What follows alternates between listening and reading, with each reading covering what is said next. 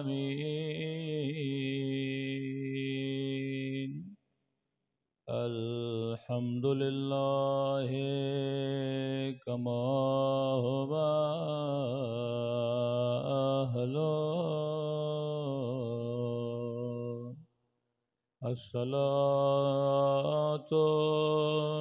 वस्सलामु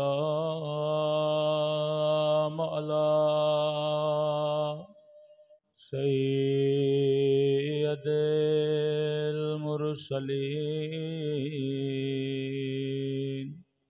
व ख़ातमे नबिय्यीन अबिल क़ासिम मुहम्मद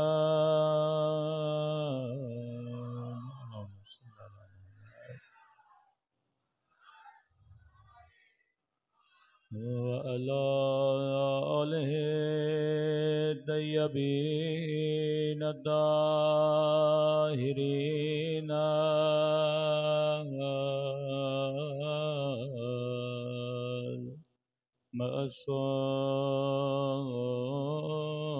मअसूमीन। सब मिल के मौला के ज़हूर की दुआ।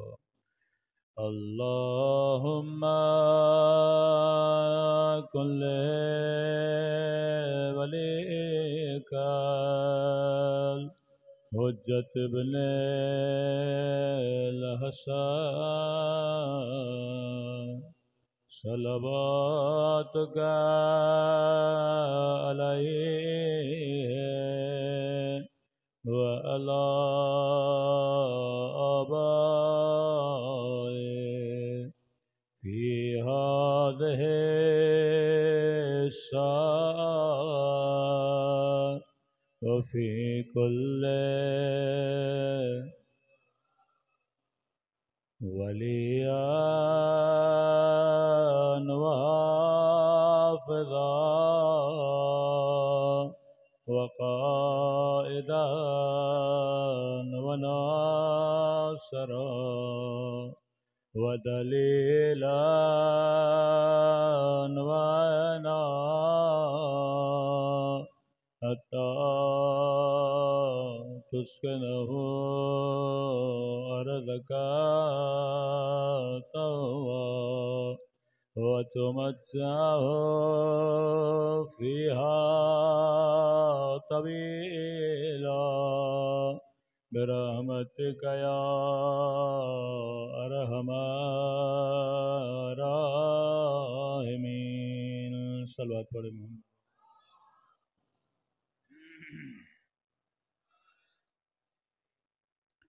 बिस्मिल्लाहिर्रहमानिर्रहीम। रब्बि इश्रह ली सदरी व यस्सिर ली अमरी वहलुल उक़दतम मिन लिसानी यफ़क़हू क़ौली।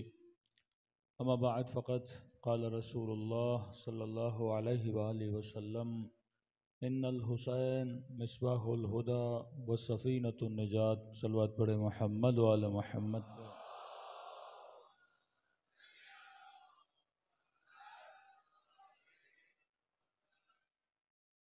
दुआ है परवरदिगार आलम हम सब की इबादतों को अपनी बारगाह आली में कबूल फ़रमाए और जिस मकसद ज़िंदगी की खातिर फ़र्श अज़ा पे तशरीफ़ लाते हैं खुदा उन मकासद में भी हम सबको कामयाबियाँ कामरानियाँ नसीब फ़रमा दें।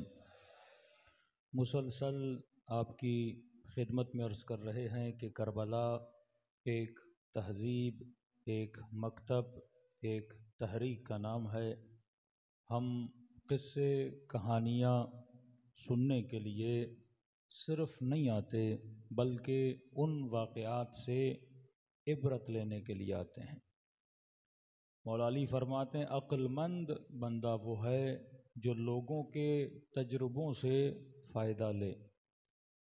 वो बेवकूफ़ है जो अक़वाम उम्मत हाय गुज़श्ता गुज़री हुई उम्मतों के वाक़े सुने लेकिन उन वाक़यात से कोई इबरत हासिल न करे। अंबिया की ज़िंदगी के, औलिया की ज़िंदगी के तीन पहलू हमने बयान किए। पहला उनके मोजज़ात और करामात, दूसरा उनका रहन सहन तीसरी चीज़ जो प्रैक्टिकली हमारी ज़िंदगी के काम की है वो है अहल बैत अलैहिस्सलातु वस्सलाम के उसूल।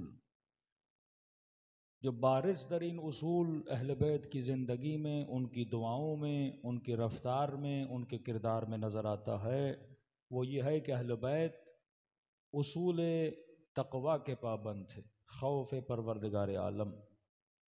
वो मुआशरा बेराह रवी की तरफ चला जाता है जिसमें अल्लाह का खौफ नहीं होता। उन घरों में झगड़े होते हैं जिन घरों में अल्लाह का खौफ नहीं होता। अब लोगों ने ये समझा कि खौफ का मतलब है बंदा नमाज पढ़ रहा है तो खौफ खुदा वाला है, बंदा रोज़ा रख रहा है तो खौफ खुदा वाला है।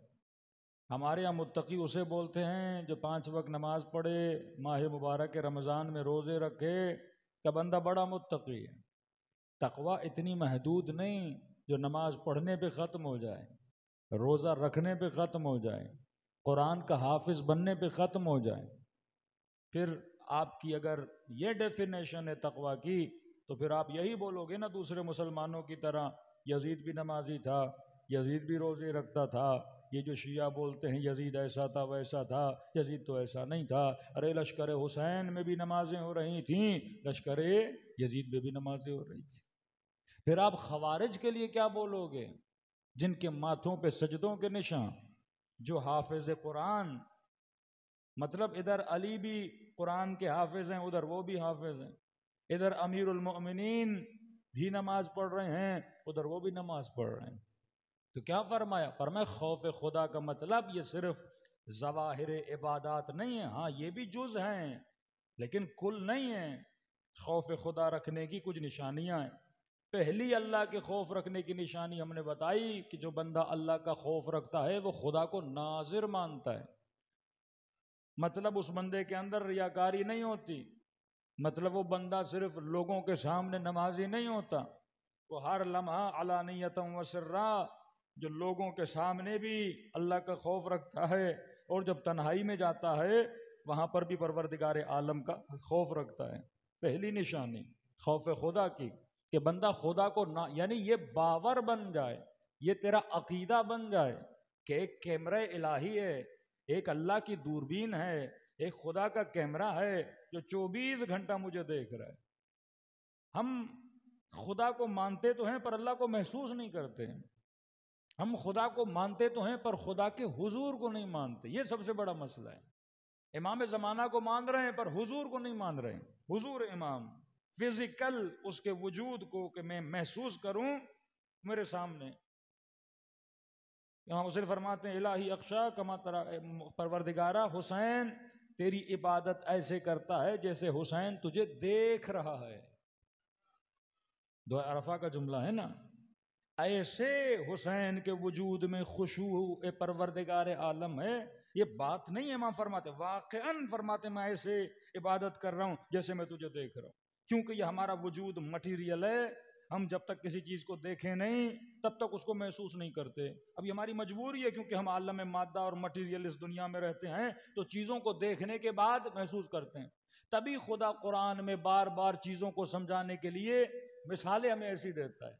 कभी कहता है यदुल्लाहि फौका अयदीहिम, अल्लाह का हाथ मोमिनों के हाथों के ऊपर है। अब अल्लाह की मजबूरी है कि खुदा हाथ की मिसाल दे, क्योंकि हम मटीरियल दुनिया में रहते हैं, लिहाजा खुदा को वैसी मिसालें देनी पड़ती हैं। फरमाया मन कान फी हाज़ी आमा, जो यहाँ पे अंधा है वहाँ पर भी अंधा होगा। अब अंधा समझाने के लिए खुदा अंधे की मिसाल देगा ना, किसी और की मिसाल तो खुदा कैसे दे? तो इसी तरह खुदा मिसालों, क्योंकि हम मटीरियल लोग हैं, मटीरियल मिसालें दी जाती हैं। अब इंसान शहवत परस्त है, इंसान हवा व हवस के पीछे है, इंसान जिना के पीछे, इंसान शहवत रानी के पीछे, इंसान बदकारियों के पीछे। अब खुदा वहां पर मिसाल भी फिर हूरों की देता है, फिर उनको शक्ल शमाइल की देता है कि भाई तुम यहाँ के हुस्न के पीछे हो, वहां का हुस्न लाजवाल है, बहुत ज्यादा है। अब किसी ने कहा कि मौलाना मसलन मैं जन्नत में जाना चाहता हूँ, और खुदा ने कहा हूरों की आंखें काली हैं या हूरों के बाल काले हैं या उनकी आंखें बड़ी बड़ी हैं, क्या सबकी पसंद तो एक जैसी नहीं होती। मसलन मुझे छोटी आंखें अच्छी लगती हैं और खुदा बड़ी आंखों वाली हूर अंगूर दे दे। तो मैंने कहा बंदे खुदा, अरब के मुआशरे में अरबों से बात की जा रही है, जो चीज़ अरबों को अच्छी लगती थी खुदा ने मिसाल में वही चीज़ बयान की। अब ये नहीं जो खुदा ने कहा हूबहू वैसी चीज़ हो, जो बंदे की चाहत होगी। मतलब जिन चीज़ों की तलाश में या जिन चीज़ों की वजह से तू खुदा को छोड़ रहा है, खुदा के पास उससे ज़्यादा बेहतर अपने बंदे के लिए मौजूद है। कभी कभी मिसालों के जरिए से परवरदिगार आलम तुझे समझाना चाहता है, तो ये मिसाल है परवरदिगार आलम है, ताकि इंसान की अक्ल को खोला जाए। तो फरमा जिस तरह अब आपको पता चले कि एक कैमरे है, यहाँ कई ऐसे ऑफिसर्स हैं, कैमरा अगर आपको पता हो कि 24 घंटा आप एक ऐसे घर में रह रहे हो जिसमें आपकी रिकॉर्डिंग हो रही है, हाँ? और वो जो रिकॉर्डिंग हो रही है पूरा पाकिस्तान आपको देख रहा है। आप एक घर में 2 महीने के लिए चले जाओ, हाँ, ये मुत्तकी बनने का बेहतरीन फार्मूला बता रहा हूं।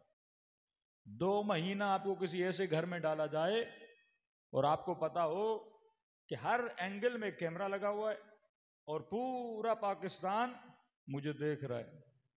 मुझे बताइए उस घर के अंदर जो बंदा रहेगा उससे बड़ा कोई शरीफ होगा? यानी शायद शराफत का गोल्ड मेडल मिल जाए हमें, क्योंकि फिजिकली महसूस कर रहे हैं कि कैमरा क्या कर रहा है, देख रहा है, लोग देख रहे हैं।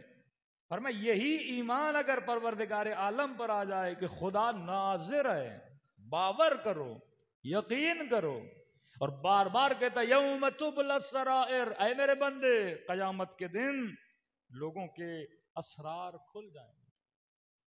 क्यों कहा यौम यफुर्रुल मर्उ अन अखी, कयामत के दिन भाई भाई से क्यों भागेगा, शोहर बीवी से क्यों भागेगा, बच्चे वालिदैन से क्यों भागेंगे? क्योंकि असरार फाश हो जाते हैं, एक दूसरे को चेहरा दिखाने के कोई काबिल नहीं रहता।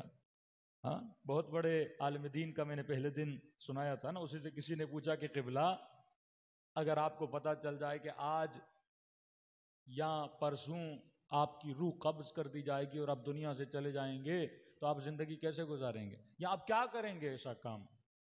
आपको खबर मिले कि 1 हफ्ते के बाद आप मरने वाले हो, तो आप कौन सा सबसे पहले काम कौन सा करोगे?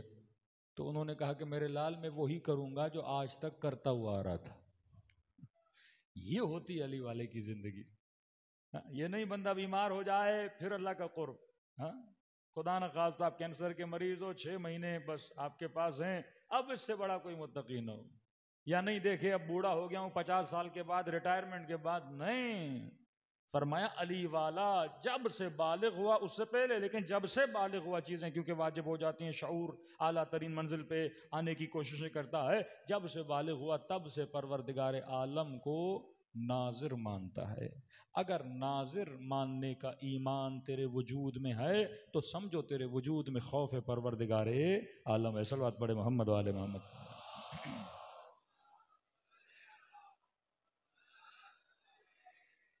दूसरी सिफत जो हमने बताई, अपनी जिंदगी में सबसे ज्यादा इंपॉर्टेंस इंसान को किसे देनी चाहिए?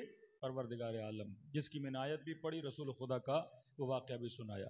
तीसरी चीज, इंसान अगर देखना चाहता है मेरे अंदर खौफ खुदा है कि नहीं, तो मासूम फरमाते हैं उस बंदे के वजूद में एथिकल एग्रीमेंट्स होने चाहिए।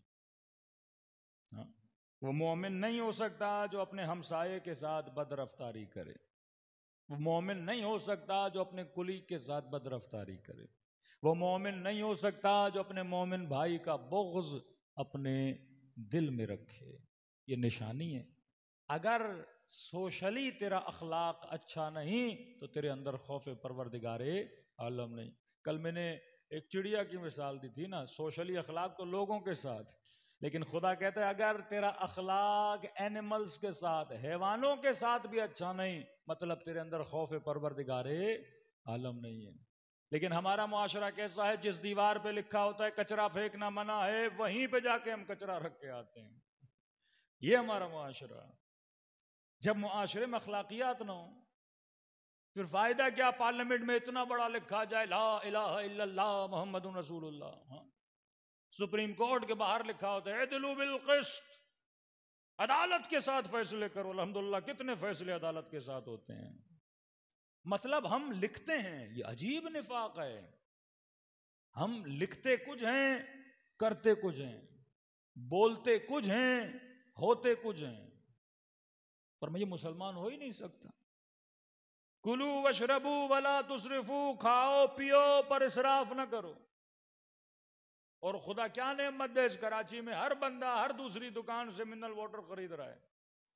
अरबों रुपए इस कौम के पानी पे जाया हो रहे हैं।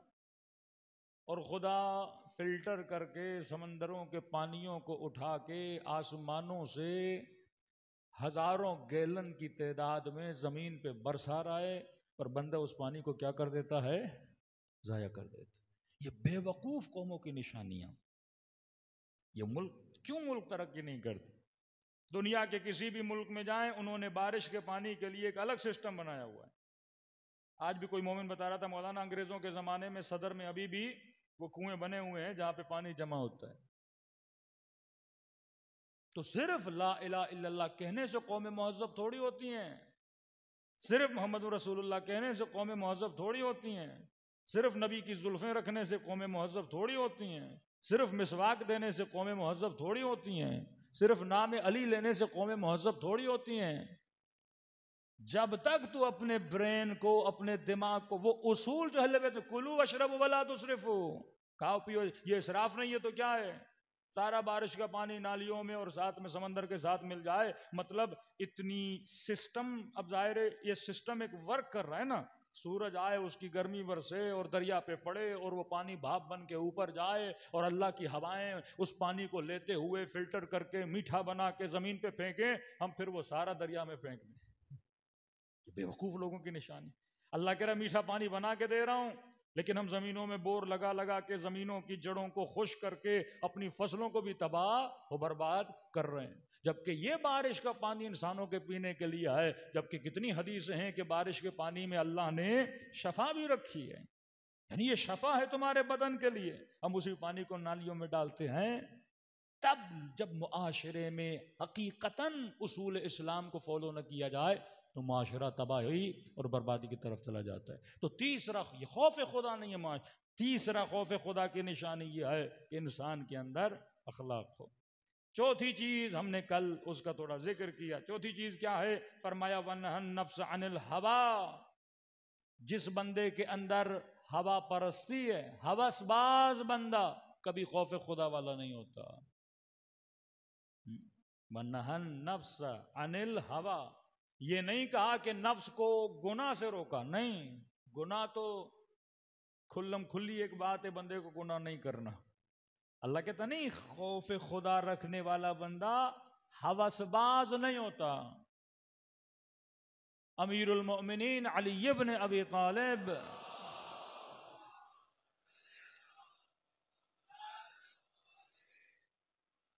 मौला फरमाते हैं कि ये नहीं कि सिर्फ हवसबाजी हराम में होती है, कभी हवसबाजी हलाल में भी होती है। एक बंदा शिकम परस्त है, अब खाना खाना हराम तो नहीं है, हलाल है, लेकिन शिकम परस्त बन जाए, खाने की हवस इसके अंदर इतनी आए कि खत्म होने का नाम ही न ले। चलो बंदा फैमिली के साथ हफ्ते में एक बार चला जाता है, महीने में एक बार दोस्तों के साथ किसी अच्छे होटल पे खाना खाने चला गया। अब ये तो नहीं बंदे को अल्लाह ने पैसे दिए हैं डेली मसलन ये होटलिंग करने लगे, आदत ही पड़ जाए, हवस ही लग जाए, लत लग जाए इसे, क्या आज ये खाना है कल वो खाना है, दिन रात नए नए आइटम खानों के तलाश करना शुरू कर दे कि आज घर में ये पकेगा, कल वो पकेगा, कल वो पकेगा। ये भूल जाए कि घर में बीवी किस लिए लाया था। भाई हवसबाजी के लिए इंसान शादी ना करे। असल मकसद जिंदगी समझो कि खुदा ने तुझे पैदा किस लिए किया है। खाना खाओ, पेट की जरूरत है, बदन को ताकत मिले, देख के खाओ, मुकव्वी गजा खाओ, फजूल गजाएं न खाओ। हाँ, अब मुझे पता भी है कि बाहर की चीजें नुकसानदेह हैं, ये हवसबाजी है। अंग्रेज की औरतें किचन में काम नहीं करती थी, हर बंदा गजाएं अपने कल्चर के हिसाब से बनाता है। वो वेस्टर्न कल्चर है, वहां कॉन्सेप्ट ही नहीं है कि अपने माँ बाप की खिदमत करनी है या बीवी कोई हाउसवाइफ हो वो इबादत समझे। औरत का जिहाद ये है कि अपने घर को संभाले। सैयदा फरमाती हैं अपने बच्चों को सही तरबियत दे, अपने शोहर की बेहतरीन खिदमत करे, अपने दीन और आखिरत की परवाह करे। मर्द का जिहाद यह है कि बाहर जाए, मेहनत करे, रिज़्क़ हलाल कमाए। जो घर में सुबह से शाम तक बैठा रहे, ये मनफूर है अहले बैत अलैहिस्सलातु वस्सलाम की निगाह में। का निकल है बंदे खुदा, मेहनत कर, रिज़्क़ हलाल की तलाश में जा। औरत के लिए घर संभाले। अब आपका अपना कल्चर है, आपकी अपनी सोसाइटी है, लिहाजा हमारे यहाँ नॉर्मली औरतें हाउसवाइफ होती हैं, मर्दों के लिए खाना उनकी बीवियां बनाती हैं, या घर में अम्मा हो वो बनाती है। अब अंग्रेजों में तो अम्मा साथ रहती नहीं, तो अम्मा खाना कैसे बनाए? हाँ, बीवी भी घर में तब आती है जॉब करके, वो तो कहती मुझे कुकिंग आती नहीं है।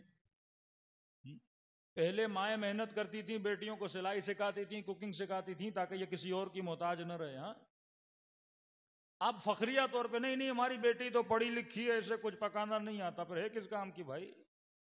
हाँ, घर कैसे संभालेगी? बच्चों के लिए खाना ना बनाए, फिर उस खाने में पाकीज़गी कैसे आएगी, तहारत कैसे आएगी?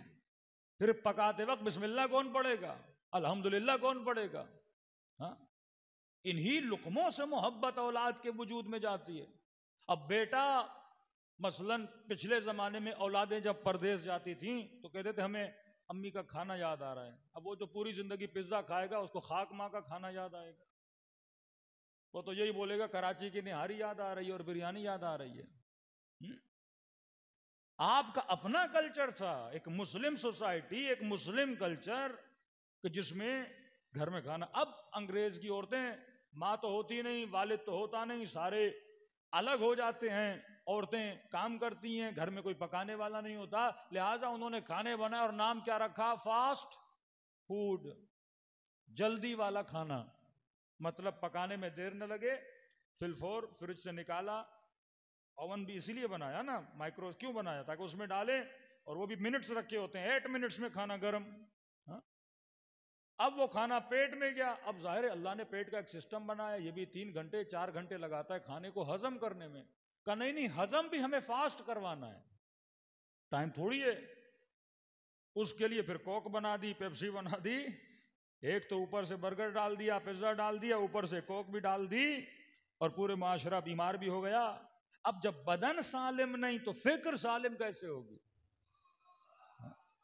जब बदन सालिम नहीं, अक्ल सालिम कैसे होगी? अहले बैत की जिंदगी सिर्फ ये नहीं कि बंदा सिर्फ 4 शेर सुने, 4 बातें करे चला जाए। रहन सहन, उसूल अहले बैत, खाने पीने के आदाब, सुफरे के आदाब। लेकिन आज माशरा हवसबाज बन गया, पता भी ये चीज मेरे लिए नुकसान दे, लेकिन खाए जा रहा है, खाए जा रहा है। हाँ, बाज मोमिनीन के बच्चे 14 साल में, 15 साल में इतने मोटे हो जाते हैं, हम देख के ही समझ जाते हैं ये बर्गर वाला बच्चा है। हाँ? नहीं मौलाना मेरा बेटा बड़ा नेक है। मैंने कहा भाई इतना मोटा कर दिया, मौला इमाम ज़मान आएंगे तो दौड़ भी नहीं पाएगा ये तो। हाँ? सालिम तन बना अपनी औलादों का। अल्लाह ने पैसा दिया, इसका मतलब ये नहीं तो पैसे को जाया करे, उसको इसराफ पूछेगा खुदा। पैसा तूने ऐसे नहीं कमाया, नेमत खुदा ने दी, उस नेमत से तूने फायदा लिया और अल्लाह ने तुझे रिज़्क़ अता किया है।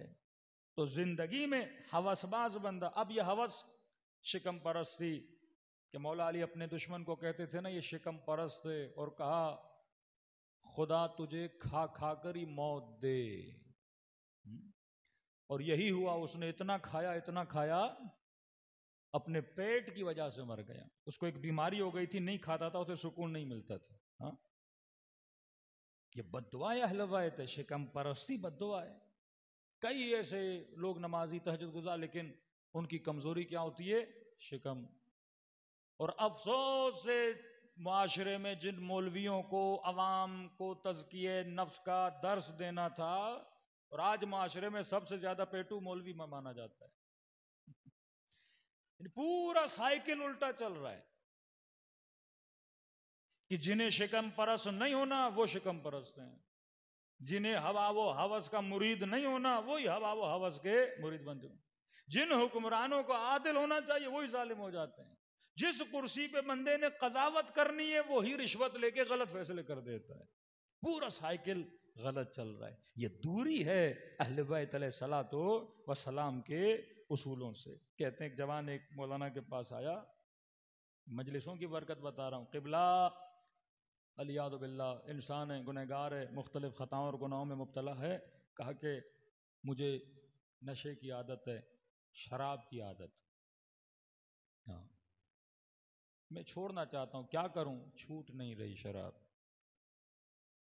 इसीलिए रसूल खुदा का फरमान है, फरमाते हैं कि शैतान मोमिन के अंदर जब दाखिल होना चाहता है, शैतान के एंट्रेंस के 3-4 दरवाजे हैं जिनसे बड़ा इजीली इंसान के वजूद में दाखिल हो जाता है। उन दरवाजों में से एक दरवाजा शराब है, नशा है। बंदा जब नशा करता है बड़ी आसानी से वो शैतान के ट्रैक पे चलने लगता है। तभी फरमाया इन्नल खम्र वल मैसर, ये जो खम्र है, ये जो शराब है, ये नजिस है, रिज्सुम मिन अमल शैतान, रिज्स है, अमल शैतान है। कहा या रसूल दूसरा दरवाजा? फरमाया दूसरा दरवाजा जुआ, जुआ खानों में शैतान बड़ा आसानी से इंसान को गुमराह कर देता है। तीसरा दरवाजा फरमाया औरत, मर्द को गुमराह करने के लिए शैतान के दरवाजों में से एक दरवाजा क्या है? औरत। बड़ी बड़ी जंगों में, बड़े बड़े माशरों में तबाही के लिए किसे इस्तेमाल किया जाता है? औरत को इस्तेमाल किया जाता है। चौथा दरवाजा जो शैतान बड़ी आसानी से मोमिन पे हावी हो जाता है, फरमाया वो है गुस्सा, गजब। घर तबाह हो जाते हैं जब गुस्सा आता है। फरमाया वैसे खामोश रहना इतनी फजीलत वाली बात नहीं है, गुस्से में बंदा खामोश रहे, वैसे बातें करते रहो चलो फिर भी कोई बात नहीं, क्योंकि जब तू गुस्से में आता है अंदर के अंदर जितना बुग़्ज़ है, हसद है, वो सब चीजें ज़बां पे निकल आती हैं। कत्ल गुस्से में, तलाक़ें गुस्से में, भाई भाई गुस्से में। हाँ, और मैं हमारा शिया जब गुस्से में आता है फौरन जबान पे कंट्रोल करता है, क्योंकि उस वक्त समझो उसका भाई शैतान होता है, वो खुद नहीं बोल रहा होता। तभी फरमाया गुस्से में अगर किसी ने कुछ भी बोल दिया फौरन माफ कर दो, क्योंकि उस वक्त वो नहीं था, शैतान था जो बोल रहा था।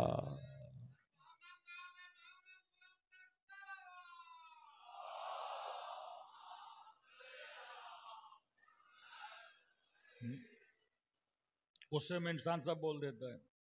अब आपका मसलन खुदा ना खासा किसी दोस्त के साथ झगड़ा हुआ और आप गुस्से में आ गए, अब गुस्से में वो बातें भी याद आती हैं जो नॉर्मल हालत में याद नहीं होती। अब बोलेगा 6 साल पहले मैंने बेटी की शादी की थी, तू मेरी बेटी की शादी में नहीं आया था। भाई आज तुझे कैसे याद आ गया अचानक से? सारी पिछली बातें गुस्से में, यानी शैतान अंबार लगा देता है। मतलब आप ऐसे समझो, जब गुस्सा आता है तो आपके हाथ में समझो एक पिस्टल है, गन है। हाँ, नॉर्मल हालात में भी गन पिस्टल होती है लेकिन गोलियां नहीं होती। अब जैसे गुस्सा आता है तो शैतान 2-3 हजार गोलियां भी साथ आपको देता जाता है, ये भी फेंक, ये भी फेंक, ये भी फेंक, ये भी फेंक, जितना मार सकता है बंदे को मार दे। उधर से उसको भी देता है, अमेरिका वाली पॉलिसी इधर भी हथियार बेच, उधर भी हथियार बेच। हाँ? दाइश को हथियार भी दे रहा था, इधर इराकियों को भी हथियार दे रहा था, दोनों तरफ से कमा रहा है। का तू भी खरीद, तू भी खरीद। शैतान का क्या जाता, उसने तो बारूद बेचना है ना, खरीदार उसके सब हैं, का तू भी खरीद, ये भी खरीदें। लेकिन अमीरुल मोमिनीन फरमाते हैं वह मोमिन कैसा जिसका अपने गुस्से पे कंट्रोल ना हो। ईमान नाम ही कंट्रोल का है। तो तीसरी सिफत हवा और हवस पे कंट्रोल करना। अगर कंट्रोल नहीं है, एक रसूल की हदीस सुनिए, सलवात पढ़े मोहम्मद व आले मोहम्मद पर।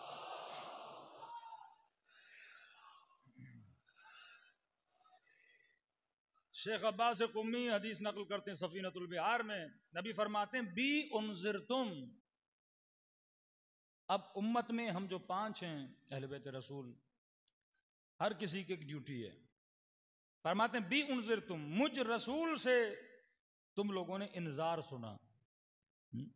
नबी का काम क्या है? मुनजिर है ना, मुनजिर का मतलब इंजार, लोगों को डराए। किससे? खुदा से, खौफ खुदा दिलाए। का मेरा काम है इंजार करना, तुम्हें अल्लाह का खौफ दिलाना, तकवा इलाही पैदा करना, अम्र बिल मारूफ नही मुनकर करना।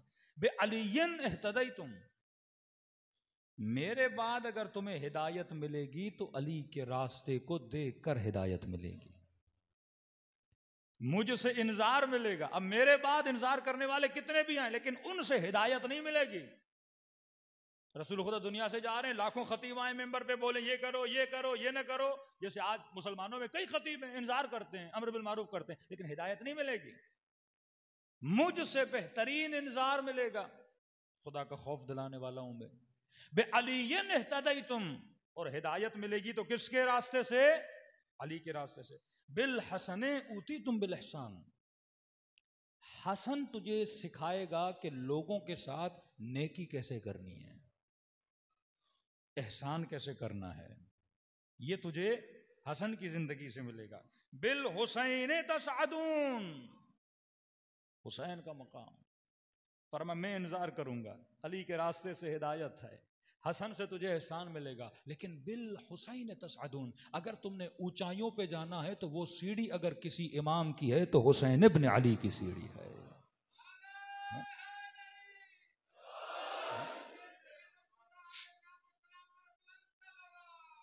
अल्लाहुम्मा सल्ली अला मुहम्मद। बिल हुसैन तसअदून, यानी ये एक अजीब खासियत है इमाम हुसैन अलैहिस्सलाम। हर इमाम की एक अपनी खासियत है ना। अब ये तो नहीं छठे इमाम का लक़ब सादिक है तो दूसरे सादिक नहीं है, या सातवें इमाम काजिम है तो दूसरे नहीं है, या आठवें इमाम रिदा है तो दूसरे नहीं है, नहीं ऐसा भी नहीं है। लेकिन कुछ इमामों में एक सिफत बहुत खुल के सामने आती है। फरमाया हम अहले बैत में से जितनी इबादत हमारे बाबा अली करते थे कोई इमाम कर ही नहीं सकता। लेकिन फिर भी इबादत का लक़ब किसका है? ज़ैनुल आबिदीन, सैयदुस साजिदीन। क्योंकि अली की जिंदगी के कई शेडो हैं, कई पहलू हैं। कभी मैदान में तलवार शुजाअत नजर आ रही है, लेकिन इमाम ज़ैनुल आबिदीन की जंग आपको इतनी याद नहीं है, ना इमाम ने कोई ऐसी जंग की है। ज्यादातर कौन सा पहलू रोशन है? इबादत वाला। छठे इमाम का दर्स व तदरीस, सातवें इमाम जिंदान में गए, हाँ वल्काज़िमीन अल-गैज़, चाहते एक बद्दुआ देते, दुश्मन को तबाह कर देते, लेकिन सुकूत था। आठवें इमाम रिदा मिन आले मोहम्मद, इतनी अपने शियों ने ज्यादती की लेकिन राजी हो गए। किसी इमाम पर अपने शियों ने अल-इयाज़ु बिल्लाह सुम्मा अल-इयाज़ु बिल्लाह इतनी तोहमत नहीं लगाई थी जितनी इमाम रजा पे लगाई थी। हाँ, लेकिन अर्रदा जल्द राजी होने वाला इमाम है। हाँ, मिलता है। एक खतीब हैं ईरान के, कहते हैं हम मिंबर पे गए तो उनका मौजू था जन्नत के दरवाजे। तो कहते हैं डेली मजलिस में मैं एक एक दरवाजे का, जैसे हम डेली एक उसूल बता रहे हैं, एक एक दरवाजे का मैं जिक्र करता था। मैंने कहा लोगों आज हम जिक्र करेंगे जन्नत के उस दरवाजे का जहां से रोजेदार जाएंगे, एक मजलिस पड़ी। दूसरे दिन का उस जन्नत के दरवाजे का जिक्र करेंगे जहां से इन्फाक करने वाले, खैर खैरात कसरत से जो लोग करते हैं, सखी होते हैं, वो जाएंगे। तीसरे दिन का जन्नत का वो दरवाजा है जहां से मसलन हज करने वाले हुज्जाज दाखिल होंगे। अब कहते तीसरे दिन मजलिस पढ़ के उतरा एक बूढ़े ने, एक माजूर सा बूढ़ा था बेचारा, कमजोर सा, उसने कहा मौलवी साहब ये जितने दरवाजे बता रहे मेरे काम के तो है नहीं। हुज्जाज का दरवाजा, मैं गरीब आदमी हज किया नहीं। हाँ, इन्फाक करने वालों का दरवाजा, मैं गरीब आदमी पैसा ही नहीं है, इन्फाक क्या करूं। हाँ, नमाजियों का दरवाजा, इनका दरवाजा, का बुढ़े हो गए नमाज भी सही तरीके से नहीं पढ़वा रहे, कोई ऐसा दरवाजा बताओ जो मेरे काम का हो, हाँ, जहां से मैं भी जा सकूं ना। ये सारे दरवाजे हाजियों के, सखियों के, इनके उनके, कोई ऐसे। अब मौलाना कहते हैं मैं परेशान हूं, अब ये दरवाजा कहां से लाऊं, हाँ, जो इस बंदे के काम का हो। कहते उस रात घर गया, लेकिन वाकई इस बूढ़े की डिमांड भी सही डिमांड थी ना, कि भाई हमारे लिए भी तो कोई दरवाजा बताओ ना। अब मैं कहूं हाजियों का दरवाजा, मजमे में शायद किसी ने हज न किया हो। मैं कहूं मसलन जायरों का दरवाजा, शायद कोई करबला गया ही ना हो, तो कोई ऐसा दरवाजा बताओ। तो ये किताब आगा शेख अब्बास क़ुमी, किताबें बड़ी अच्छी होती हैं, अपने बच्चों को दें, पढ़ें, बहुत इन किताबों में असर होता है। कि तो यही सफ़ीनतुल बिहार की किताब थी, और उस रात मैंने अल्लाह से कहा परवरदिगारा, हाँ, कोई ऐसा दरवाज़ा बता जो इस बूढ़े को बता सकूं। कहते हैं मैंने जिस तरह कुरान से इस्तिखारा निकालते हैं ना, इसी तरह शेख अब्बास क़ुमी की किताब सफ़ीनतुल बिहार को उठाया, इस्तिखारे की तरह मैंने ऐसे किताब को खोला। हाँ? और कहता है जैसे मैंने किताब को खोला वहां पे ये रसूल खुदा की रिवायत आई, इन्नल हुसैन बाबुन मिन अबवाबिल जन्नह, जन्नत का एक दरवाजा वो है जहां से हुसैन से इश्क करने वाले दाखिल हो जाएंगे। कहता है अल्लाह,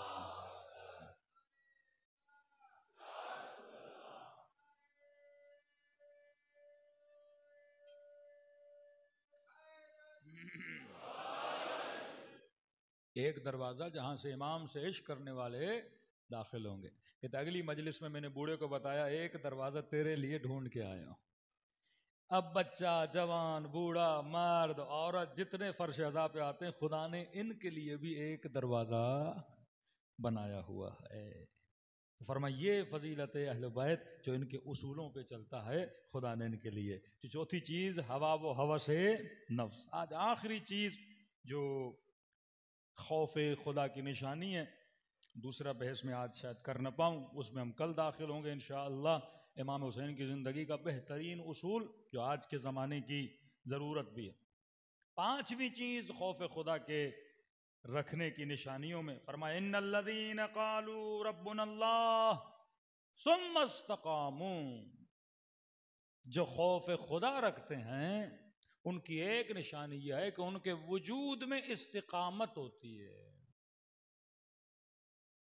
मोमिन की निशानी का जबल और रासिख, मोमिन मजबूत पहाड़, जबान का पक्का, अमल का पक्का, मजबूत होता है। इस्तिकामत नहीं तो खौफ खुदा नहीं। यानी खौफ खुदा रखने के लिए इस्तिकामत। मिसाल दूं, किसी ने कहा मौलाना एक आदमी है 20 साल से उसने किसी नामहरम को नहीं देखा। ये बड़ा बा कमाल है भाई, 20 साल से किसी नामहरम को नहीं देखा। फिर पता चला 20 साल से बंदा जेल में था। हा? ये इस्तिकामत किस काम की भाई? ये इस्तिकामत थोड़ी है। हाँ, क्या मौलाना इसने पूरी जिंदगी किसी औरत को नहीं देखा, बाद में पता चला आदमी है ही अंधा। नहीं, गुनाह की ताकत हो पर गुनाह न करे। हाँ? तलवार उठाना भी शुजाअत है, तलवार नयाम में डालना भी शुजाअत है। सिफीन में लड़ना भी शुजाअत है, खैबर में लड़ना भी शुजाअत है, खंदक में लड़ना भी शुजाअत है, और घर पे हमला हो अली खामोश रहे ये भी अली की शुजाअत है। हाँ? कि मैंने कहां पे लड़ना है और कहां पे सुकूत करना है। दुश्मन अली आए अहले बैत की तौहीन करे, उसको जवाब देना शुजाअत है। दुश्मन अहले बैत आए हुसैन की तौहीन करे, इसे जवाब देना शुजाअत है। लेकिन मां तेरे ऊपर गुस्सा करे उसके सामने खामोश रहना शुजाअत है। बाप तेरी तौहीन करे उसके सामने खामोश रहना शुजाअत है। यह शुजाअत रंग बदलती है मुख्तलिफ हालात में। जिन्होंने कहा कालू रब्बुनल्लाह, हमारा रब खुदा है, सुम्मा इस्तकामू, फिर इस्तिकामत की। कहे कि मेरा खुदा रब अल्लाह है लेकिन इस्तिकामत ना हो इस बंदे में, फायदा क्या? करबला इस्तिकामत का नाम है। रसूल को कहने लगे जिस भी अरब के कबीले के सरदार के घर पे हाथ रखोगे उसकी बेटी की शादी तेरे साथ करा देंगे। जो बड़ा घर कहोगे तुझे देने के लिए तैयार है, जितने ऊंट कहो दौलत कहो तुझे देने के लिए तैयार है, लेकिन छोड़ दे इस खुदा का जिक्र करना। फरमा एक हाथ में चांद रखो दूसरे हाथ में सूरज रखो, मोहम्मद खुदा को छोड़ने वाला नहीं। हाँ? इस्तिकामत हो। कितनी लालच इमाम हुसैन को दी यजीद ने, कहा नहीं, रब पर हुसैन कॉम्प्रोमाइज करे सर कटा देगा, पर हक के लिए कॉम्प्रोमाइज नहीं करेगा। हाँ? न बिकने वाला, न डरने वाला, न झुकने वाला। ये सिफात हैं। सुम्मस्तकामू, इस्तिकामत। फरमान रसूल पे ईमान, फरमान अमीरुल मोमिनीन पे ईमान। कुरान कहता है लोग शादी नहीं करते, क्यों? अब ये अल्लाह कह रहा है, मैं नहीं कह रहा। हाँ? कहता है शादी कर, युगनिहुमुल्लाहु मिन फज़ले, अल्लाह पे ईमान रख, खुदा अपने फजलो करम से तुझे गनी करेगा। अब अल्लाह कह रहा है, बंदे की साइकोलॉजी को जानता है, ये करूंगा कहीं गरीब ना हो जाऊं। कहता नहीं, तेरा काम मेहनत करना है, रिज्क देना, गनी बनाना मेरा काम है। कहता है अपने बच्चों को कत्ल करते थे, अल्लाह कहता है न काट अपने बच्चों को, जिंदा दरगोर न कर अपने बच्चों को, अल्लाह अपने फजलो करम से तुझे गनी करेगा। रसूल खुदा के प्यारे सहाबी अब्दुल्ला इब्ने मसऊद जब ये दुनिया से जाने लगे, ये वाहिद सहाबी हैं जो बैतुल माल के अंदर जो करप्शन होती थी उसमें रोकते थे। जनाब उस्मान के ज़माने में भी सख्ती से खड़े होते थे, कोई बैतुल माल से पैसा न उठाए। जब दुनिया से जाने लगे तो उस्मान अयादत के लिए आ गए। अब बिस्तर मरीजी पर हैं, जान देने को हैं, कहा कि आपके पीछे बच्चे हैं, ये है वो है, लिहाजा बोलो मैं तुम्हारी मदद करूं, कितना पैसा चाहिए, क्या देकर जाऊं? इसने कहा नहीं, जब देने का वक्त था तो नहीं दिया, अब दुनिया से जाने वाला हूं तो सब आ गए हो कि किस चीज की जरूरत है? क्या मुझे किसी चीज की जरूरत? क्या फिर भी बच्चों का क्या करोगे, तेरे बाद बच्चे ना फकीरी से मर जाएं? क्या मुझे नबी के फरमान पर ईमान है। मेरे रसूल ने कहा था कि अपने बच्चों को सूरह वाक़िआ याद कराओ, और जो हर रोज सूरह वाक़िआ पढ़ता है उसके घर में कभी फकीरी नहीं आती। क्या तुम कितने दिन मुझे पैसे दोगे? मैंने तो नबी का फरमान बच्चों को याद करवा दिया है और बता दिया है कि अगर मेरे बाद फकीर होना नहीं चाहते तो सूरह वाक़िआ का साथ न छोड़ना। यह है सुम्मस्तकामू, जिनके वजूद में क्या थी? इस्तिकामत थी। इस्तिकामत किस पर? परवरदिगार आलम पर। इमाम जाफर सादिक अलैहिस्सलातु वस्सलाम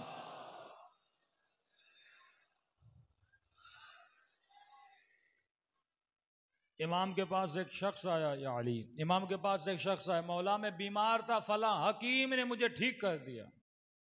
इमाम ने कहा खबरदार, यह शिर्क है, कभी न कहा करो मुझे हकीम ने ठीक किया, मुझे डॉक्टर ने ठीक किया। का मौला फिर क्या कहा करूं?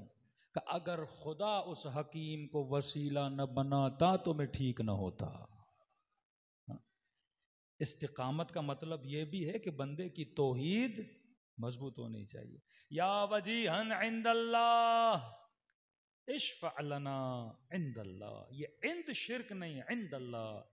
आए वो शख्सियतें जो अल्लाह की दरबार में साहिब इज्जत और साहिब वक़ार हैं। आए खुदा जब इस बंदे को देखो तो मेरे गुनहगार चेहरे को न देखना, हुसैन के चेहरे को देखना। अपने रसूल के सदक़े में अगर ये वसीला न होते तो मुझे शफा न मिलती, अगर हुसैन वसीला न होता तो मुझे औलाद न मिलती, अगर अहले बैत का नाम न होता। ये वसीला खुदा ने हिदायत के लिए इस वक्त वसीला किसे बनाया है? फर्श अज़ाए हुसैन इब्न अली को। मैंने बात करने के लिए वसीला किसको बनाया है? लाउड को बनाया। अब आप बोलो मौलवी कुछ भी नहीं, सब कुछ लाउड है तो मैं हूंगा नहीं तो लाउड का फिर फायदा भी नहीं है। तो सब कुछ परवरदिगार आलम है, और ये जो अहले बैत अलैहिस्सलातु वस्सलाम हैं, ये अल्लाह की रहमत का वसीला है। फरमा ऐ लोगो जिन्होंने गुनाह किए हैं, आ जाओ मेरी दरबार में, मुझे मेरे नबी का वसीला दो। करबला जन्नत जाने की एक सीढ़ी है। अगर रंग करबलाई होगा, सिफात हुसैनी होंगी, बड़ी आसानी से इंसान के बदन से रूह भी निकलती है और ज़ियारत खुदा के लिए रवाना होता है। फरमाया जिसने ज़ियारत हुसैन का सवाब हासिल करना है वो खुलूस दिल से मुझ हुसैन को सलाम करे, हम उसे सवाब ज़ियारत अता करेंगे। दिलों को करबला की तरफ रवाना करें, सलाम करें अपने मौला को और दुआ करें खुदा हम सबको शफाअत हुसैन नसीब करें। अस्सलामु अलल हुसैन व अला अली इब्नुल हुसैन व अला औलादिल सब मिल अला साहबिल बुलंद आवाज़ से अस्सलाम अला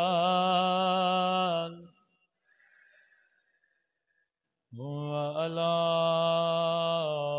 अली इब्नुल अला औलादिल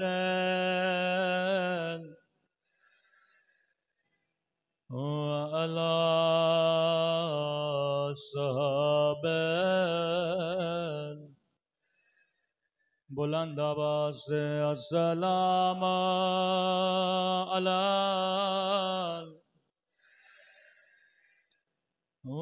अला अली इब्नुल अला औलादिल अला साहबिल। मेरा सलाम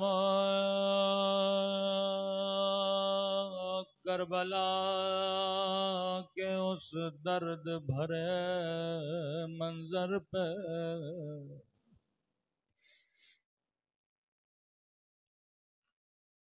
जब दाएं तरफ की पसलियां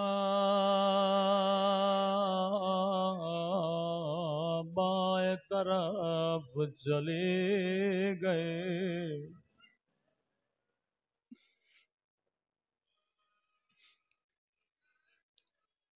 मैंने नाम नहीं लिया पर कदीमी मोमिनो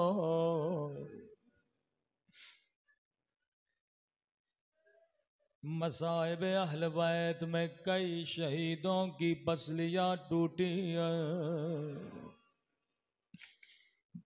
लेकिन सुनोगे सबसे पहली पसली कब टूटी थी? जुल्म की इब्तदा कब से हुई थी?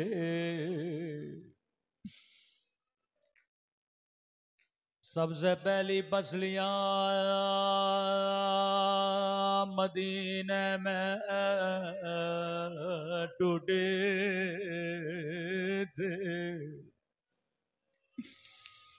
एक आग भरा दरवाजा था,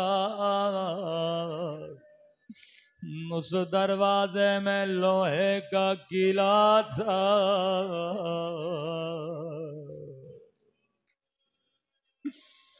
इमाम हसन फरमाते हैं मैं छोटा था, मदीने की गली में फरियाद कर रहा था कोई आए मेरी अम्मा को बचा ले।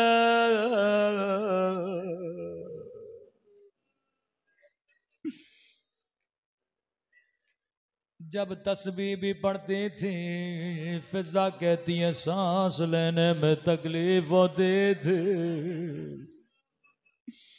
कमर की पसलियां टूट गई, सीने की पसलियां टूट गई। इस वाक़े के बाद फिर कुछ पसलियां करबला में टूटी।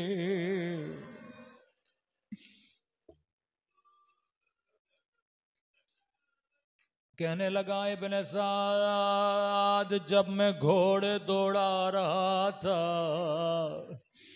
मैंने अपने कानों से हुसैन की हड्डियां टूटने की आवाज सुनी।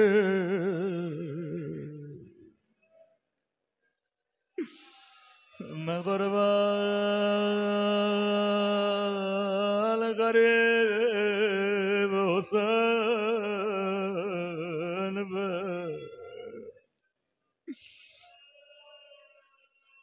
लेकिन उलमा फरमाते हैं हुसैन की बसलियों के टूटने में और एक यतीम की बसलियों के टूटने में जमीन और आसमान का फर्क है। हुसैन की बसलियां तब टूटी जब रूह परवाज कर गए थे, लेकिन कासिम अभी जिंदा था।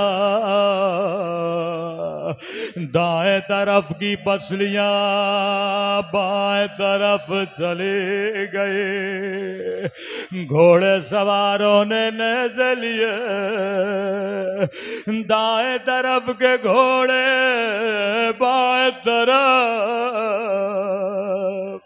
हुसैन को अम्मा की याद आ गए।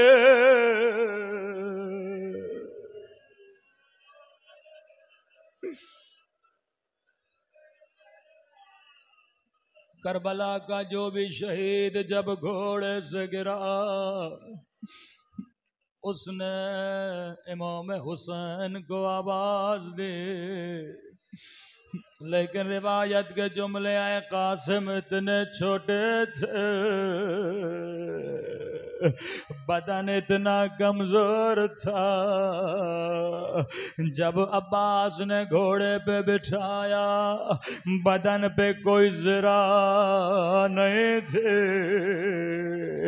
जब गिरने लगे हुसैन को आवाज नहीं दे, रुकने लगे अम्मा अम्मा मैं घोड़े से गिर रहा हूं।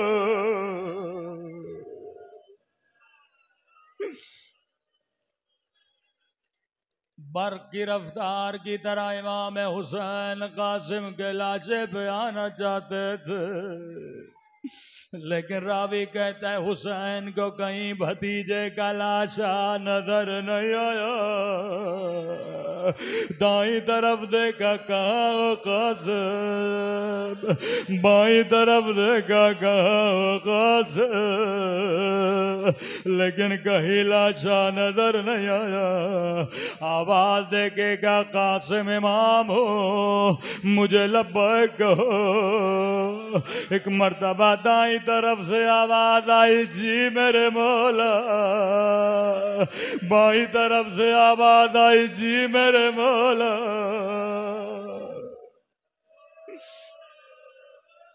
मेरे गरीब मौला घोड़े से उतरे। रिवायत के जुमले हैं अबा के दामन को जमीन पे बिठाया, बिछाने के बाद कटी हुई उंगलियां उठाए, कटे हुए गोश्त के टुकड़े उठाए, गठड़ी को बांधा। जब उठाना चाहा नजफ की तरफ मुंह किया, कहने लगे बाबा अली खैबर फतह करना आसान है, खंदक फतह करना आसान है, लेकिन बाबा यतीम की लाश उठाना बाबा यतीम की लाश उठाना बड़ा मुश्किल है।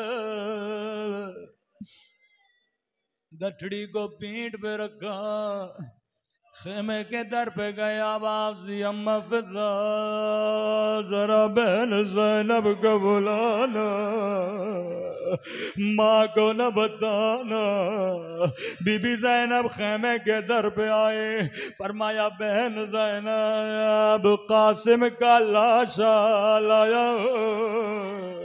बीबी ज़ैनब ने कहा हुसैन तेरे हाथ तो खाली है, कासिम का लाशा कहाँ है?